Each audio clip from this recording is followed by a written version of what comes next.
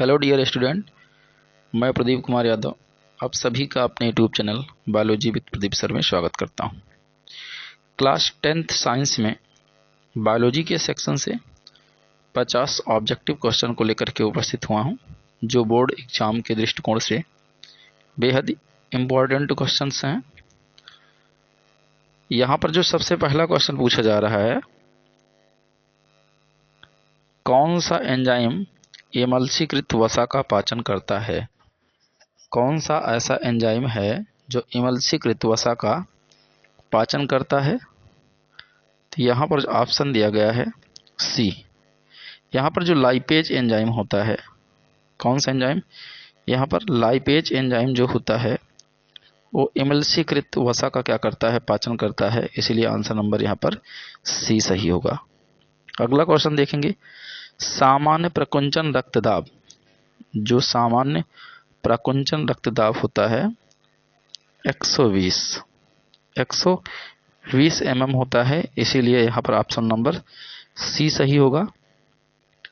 अगला क्वेश्चन देखते हैं, पत्तियों में प्रकाश संश्लेषण द्वारा बना भोज्य पदार्थ पादप के अन्य भागों में किसके द्वारा भेजा जाता है?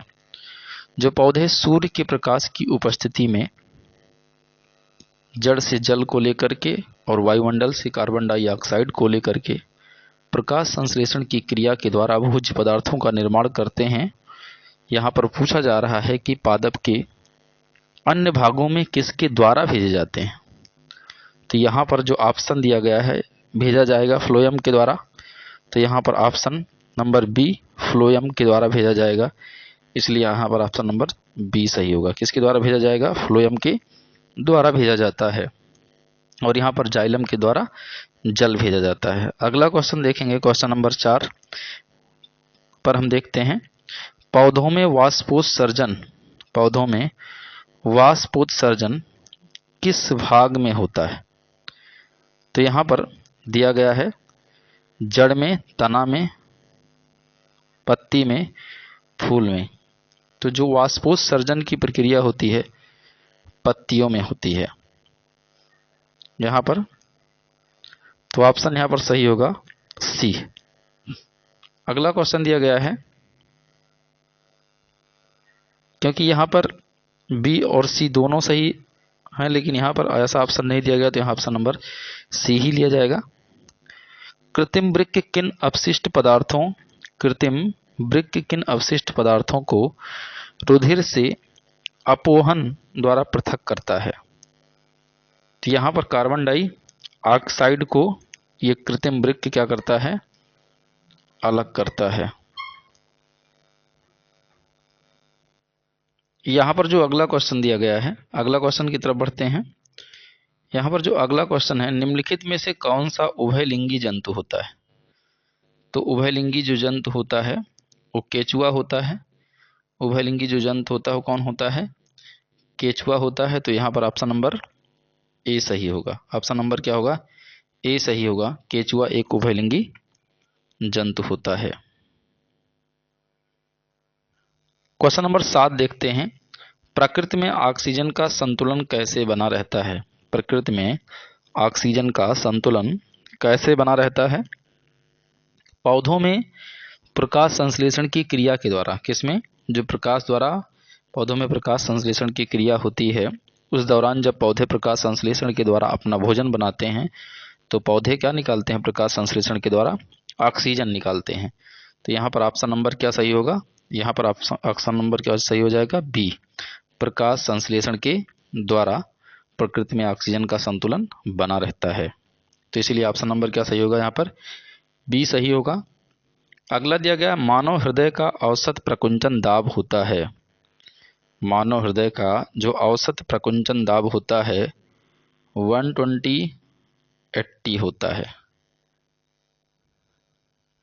तो इसीलिए ऑप्शन नंबर यहाँ पर क्या सही होगा? सी सही होगा।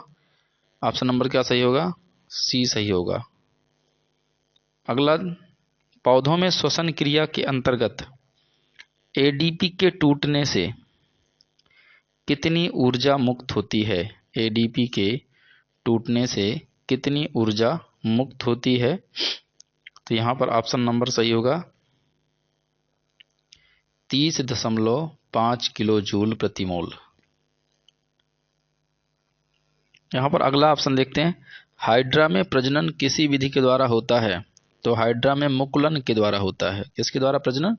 मुकुलन के द्वारा होता है। तो ऑप्शन नंबर यहाँ पर क्या सही होगा? बी सही होगा। अब हम क्वेश्चन नंबर 11 की तरफ बढ़ते हैं। क्वेश्चन नंबर 11 देखेंगे, पादप में जाइलम उत्तरदायी होता है? तो अभी हमने बताया था कि जल के परिवहन के लिए क्या होता है? जाइलम उत्तरदायी होता है। तो यहाँ पर ऑप्शन नंबर क्या सही होगा? ऑप्शन नंबर 1 सही होगा। ऑप्शन नंबर ए सही हो जाएगा। अगला क्वेश्चन हम देखते हैं कि मनुष्य में वृक्क एक तंत्र का भाग है जो संबंधित होता है।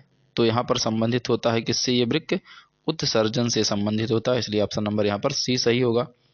अगला क्वेश्चन दिया गया है, प्रकाश संश्लेषण क्रिया में ऑक्सीजन बाहर निकलता है। तो ऑक्सीजन किसके द्वारा बाहर निकलता है?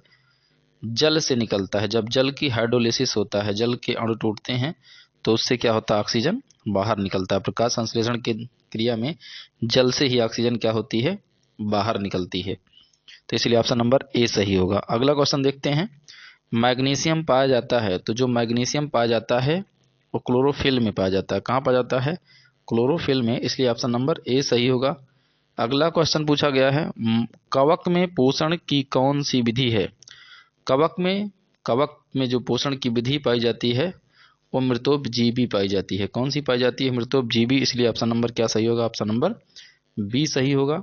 अगला क्वेश्चन है, क्लोरोफिल वर्णक का रंग होता है। जो क्लोरोफिल वर्णक होता है उसका जो रंग होता है वो क्या होता है? हरा होता है। कैसा होता है रंग? हरा होता है, इसीलिए ऑप्शन नंबर क्या सही होगा? ए सही होगा। अगला क्वेश्चन देखते हैं, टैनिन मुख्यतः कहाँ जमा होता है? अगला क्वेश्चन है 17 नंबर, टैनिन मुख्यतः कहाँ जमा होता है? तो जो टैनिन जमा होता है वो वृक्ष की छाल में जमा होता है, इसलिए यहाँ पर ऑप्शन नंबर ए सही होगा। अगला दिया गया है 18, पाइरुवेट के विखंडन से यह कार्बन डाइऑक्साइड जल तथा ऊर्जा देता है, यह प्रक्रिया होती है। पूछ रहा है पाइरुवेट का विखंडन वाली प्रक्रिया कहाँ पर संपन्न होती है? तो पाइरुवेट की जो विखंडन की प्रक्रिया है वो माइटोकांड्रिया में संपन्न होती है, इसलिए यहाँ पर ऑप्शन नंबर क्या सही होगा? बी सही होगा। अगला दिया गया, खुला परिसंचरण तंत्र किसमें पाया जाता है? खुला परिसंचरण तंत्र किसमें पाया जाता है? तो खुला परिसंचरण तंत्र अगर देखेंगे तो कॉकरोच में पाया जाता है। खुला परिसंचरण तंत्र कहाँ पाया जाता है? आर्थ्रोपोड में, कॉकरोच में पाया जाता है। अगला क्वेश्चन नंबर 20 देखेंगे। यहाँ पर जो क्वेश्चन नंबर 20 दिया गया है, मनुष्य के वृक्क की रचनात्मक और क्रियात्मक इकाई क्या है?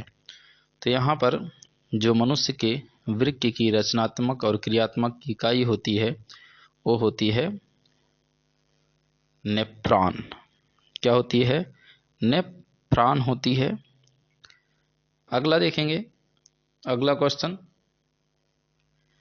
यहाँ पर अगला क्वेश्चन दिया गया, पादप में फ्लोएम उत्तरदायी है। तो पादप में फ्लोएम किसके लिए उत्तरदायी है? अभी आपको बताया था, भोजन के संवाहन के लिए, इसीलिए ऑप्शन नंबर यहाँ पर क्या सही होगा? बी सही होगा।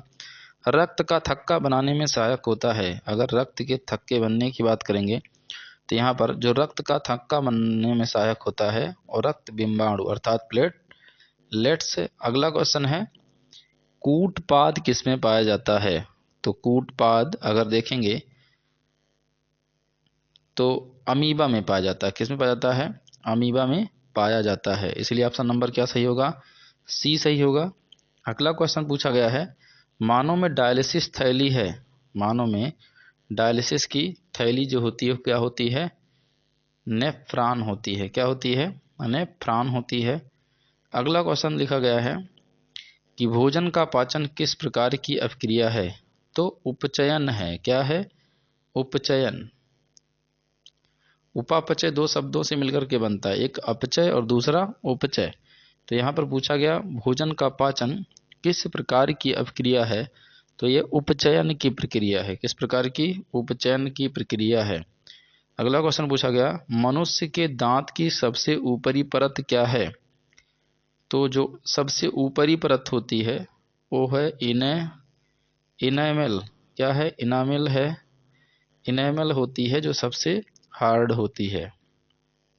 तो इस तरीके से यहाँ पर ऑप्शन नंबर क्या सही होगा? बी सही होगा। अगला क्वेश्चन देखते हैं। तो यहाँ पर देखेंगे ग्लूकोज कितने कार्बन परमाणु से बना होता है? तो 6 कार्बन परमाणुओं से बना होता है। कितने कार्बन परमाणुओं से बना होता है? 6 कार्बन परमाणुओं से बना होता है। इसीलिए यहाँ पर ऑप्शन नंबर क्या सही होगा? बी। ग्लूकोज कितने कार्बन परमाणु से बना होता है? तो 6 कार्बन परमाणु से बना होता है। अगला क्वेश्चन है, डायलिसिस मशीन किस तरह कार्य करती है? डायलिसिस मशीन किस तरह कार्य करती है? तो जैसे कृत्रिम वृक्क की तरह कार्य करती है। कैसे कृत्रिम वृक्क का कार्य करती है? अगला देखिएगा, मनुष्य के, यहाँ पर जो ऑप्शन नंबर क्या सही होगा? सी सही होगा। ऑप्शन नंबर क्या सही होगा? यहाँ पर सी सही होगा। अगला क्वेश्चन दिया गया है, मनुष्य के आहार नाल की लंबाई कितनी होती है? तो 8 से 10 मीटर होती है। इसलिए ऑप्शन नंबर क्या सही होगा? ए सही होगा। ऑप्शन नंबर क्या सही होगा? 8 से 10 मीटर की लंबी होती है।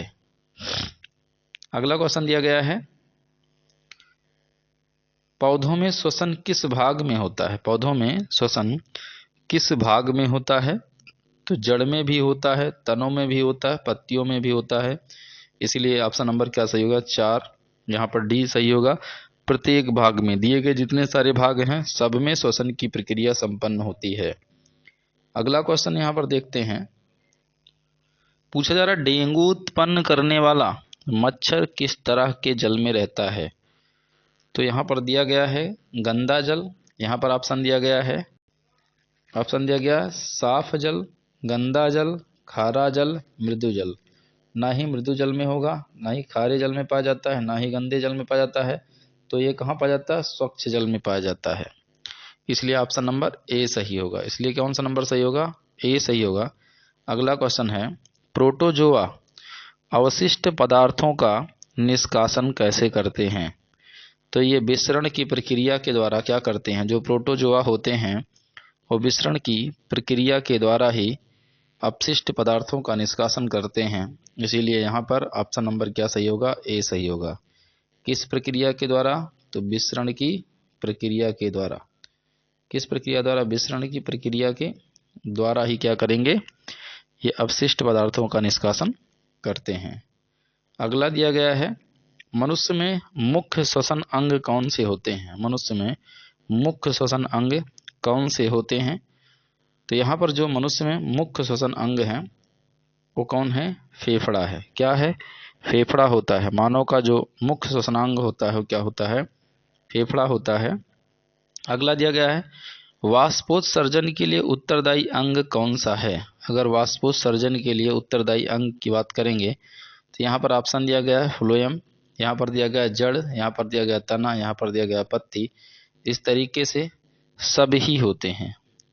तो आंसर नंबर यहाँ पर क्या सही होगा? ना तो फ्लोएम सही होगा, ना तो जड़ सही होगा, ना ही तना सही होगा। तो यहाँ पर क्या वाष्पोत्सर्जन के लिए उत्तरदायी होती है? यहाँ पर पत्ती। यहाँ पर क्या सही होगी? पत्ती सही होगी। आगे देखिए, यूरिया का निर्माण होता है। यहाँ पर यूरिया का, क्योंकि यहाँ पर 2 ऑप्शन सही लगभग हैं, लेकिन यहाँ पर पत्ती ही क्या होगा? सबसे सही आंसर होगा। यूरिया का निर्माण होता है, यूरिया का निर्माण होता है। तो यूरिया का निर्माण अगर देखेंगे तो कहाँ पर होता है? यकृत में होता है। कहाँ पर होता है?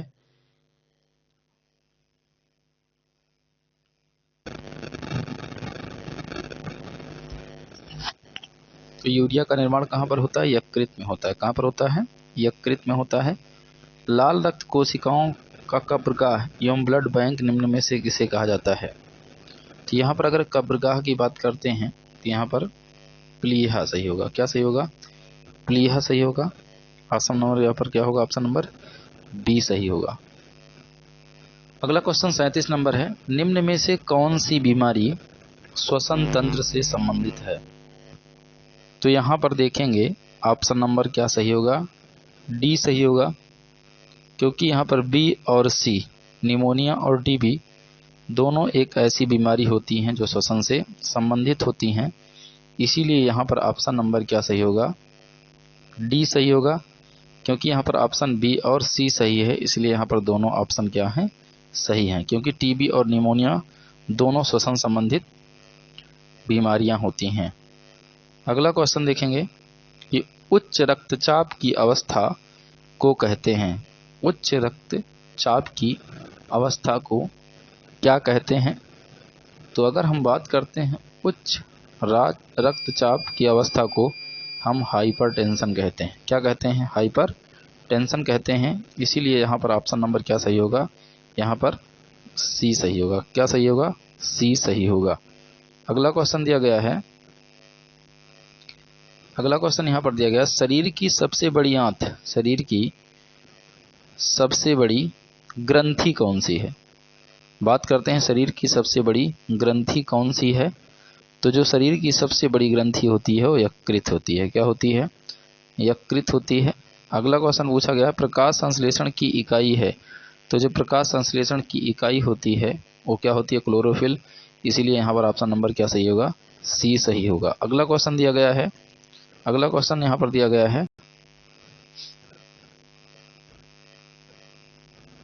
अगर यहाँ बात करें कुकुरमुत्ता किसके अंतर्गत आता है? तो ये किसके अंतर्गत आता है?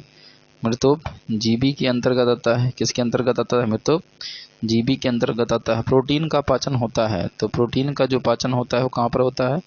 आमाशय में होता है। अगला क्वेश्चन पूछा गया है, अगला क्वेश्चन यहाँ पर पूछा गया, मनुष्य के मुख गुहा में कितने जोड़ी लार ग्रंथियां पाई जाती हैं? तो यहाँ पर जो ऑप्शन नंबर सही होगा सही होगा डी, 3 जोड़ी पाई जाती हैं।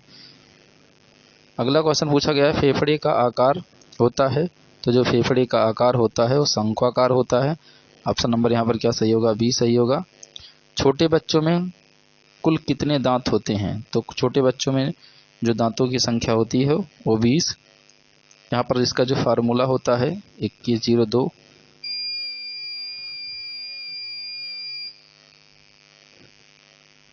इंटू 2, ये इसका क्या होता है? डेंटल फार्मूला होता है बच्चों में। और टोटल दांतों की संख्या कितनी होती है? 20 होती है। अगला क्वेश्चन देखेंगे, संवहन ऊतक के रूप में पाए जाते हैं। जाइलम और फ्लोएम दोनों संवहन ऊतक के रूप में पाए जाते हैं। इसलिए ऑप्शन नंबर क्या सही होगा? B and C. Option number यहाँ पर डी सही होगा। अब हम बात करते हैं क्वेश्चन नंबर 47 की, मछलियों में उत्सर्जी पदार्थ क्या होता है? मछलियों में उत्सर्जी पदार्थ क्या होता है? तो अमोनिया होता है। क्या होता है? यहाँ पर मछलियों में जो उत्सर्जी पदार्थ पाया जाता है वो क्या पाया जाता है? अमोनिया पाया जाता है। अगला क्वेश्चन पूछा जाता है, एक स्वस्थ मनुष्य का रक्तचाप जो होता है वो कितना होता है? अगर एक स्वस्थ मनुष्य के रक्तचाप की बात करेंगे तो वहाँ पर 120/80 होता है। अगला दिया गया, प्रकाश संश्लेषी अंग इनमें से कौन से हैं? अगर प्रकाश संश्लेषी अंग की बात करते हैं तो जो प्रकाश संश्लेषी अंग दिया गया है वो दिया गया है यहाँ पर हरित लवक दिया गया है। यहाँ पर क्या सही है? हरित लवक सही है। अगला जो दिया गया है, पाचन की क्रिया, पाचन की क्रिया पूर्ण होती है। तो जो पाचन की क्रिया पूर्ण होती है वो कहाँ पर होती है? छोटी आंत में पूर्ण होती है। तो इस तरीके से ये बायोलॉजी का पूरा सेशन कंप्लीट होता है 50 क्वेश्चन का, जो कि 2025 की होने वाली बोर्ड परीक्षा के दृष्टिकोण से बहुत ही इम्पोर्टेंट है। हम अगले वीडियो में मिलते हैं, तब तक के लिए जय हिंद।